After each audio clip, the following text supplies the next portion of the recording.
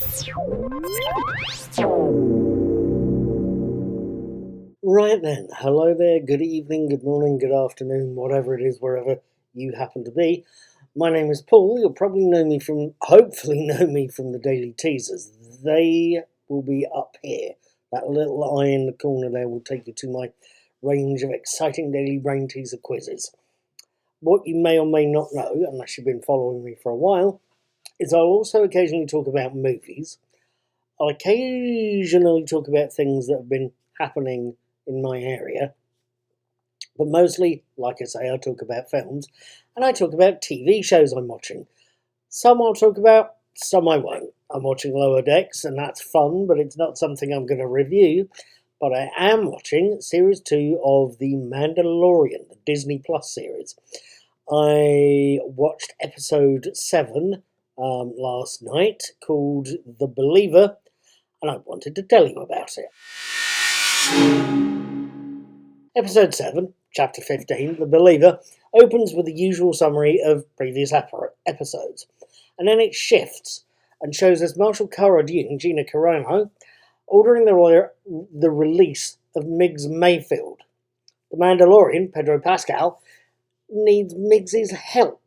In order to rescue the child, the team needs to find his captor, Moff Gideon, Giancarlo Esposito, and in order to do that, they need to find out where Moff Gideon is by accessing an Imperial database on an Imperial computer in an Imperial base that mines Rhodonium on a planet called Morak. They need Mayfield because he's the only person they know who can access the terminal. That's no problem. Neither is getting to Morak. Getting into the base, on the other hand, is going to be tricky, even with a very, very big set of keys.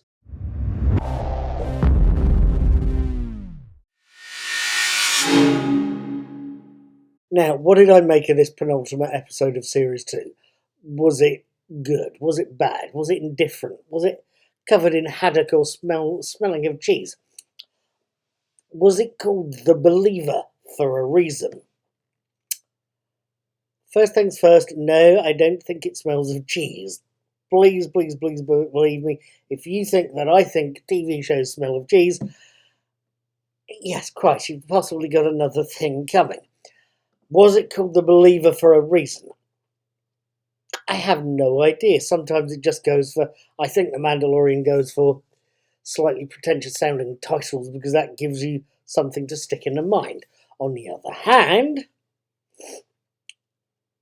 I think it's called The Believer for a reason, even if I'm not sure of what that reason is.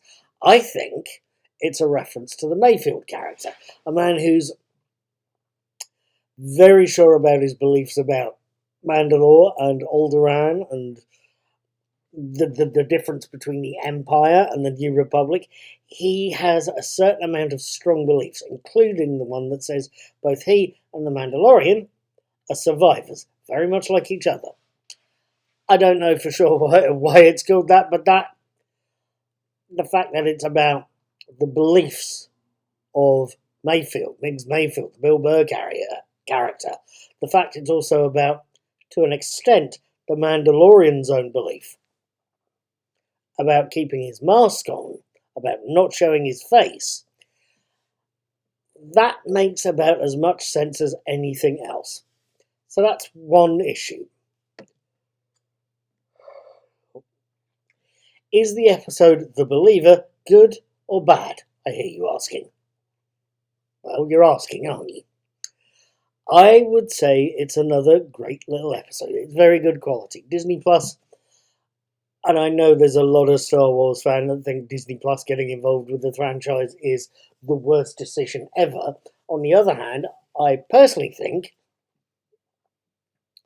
the last three films, okay, the last three films have got plot holes, but this particular series is very good overall.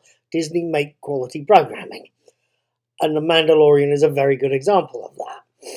This episode, The Believer, the writing is good, the plot, which is, let's face it, it's a sci-fi train robbery, it's 310 to humour, told from the driver's viewpoint is nicely done. The action is flawless, the characters are great, and frankly, the second appearance of Bill Burr's Mayfield character is impeccably done. He's great. He really is fantastic. He's a very good example of an Imperial soldier that's done bad things in his time and wants somehow to repent. That's worth watching that. And I think it's possibly worth following some more. I don't know. We'll have to see about that. At any rate, it's a good little episode. It's a good penultimate episode. And it's nicely set up episode 8, The Rescue. Now, I'm going to be watching that on the 27th of March of this year, next Saturday. I'm going to be writing about it on Sunday the 28th, next Sunday. I would love it if you'd join me. Until then, please leave a comment on this video. Like, dislike, share the hell out of it, but please subscribe. Thank you for joining me. Have a good day. Right, one sort of last thing here. In writing the written version of this review, I took a couple of shots of the truck carrier thing that Mayfield and the Mandalorian are driving to get into the base. I took one as a screenshot from Quicktime and another as a screenshot from Media Player VLC. Now, I've got to admit, I like both of them. VLC is absolutely fantastic in that it can open practically any video format you throw at it. I have not seen a thing it can't deal with. However, and I'll try and include the two relevant photos, but QuickTime, for all that it can only open less video formats, basically .mov, MP4s and M4Vs, seems to be better at interpreting a picture's colour content. They are pound for pound, I would say, on a par. It's just QuickTime seems a little better with the colour. Thank you for listening. Have a good evening.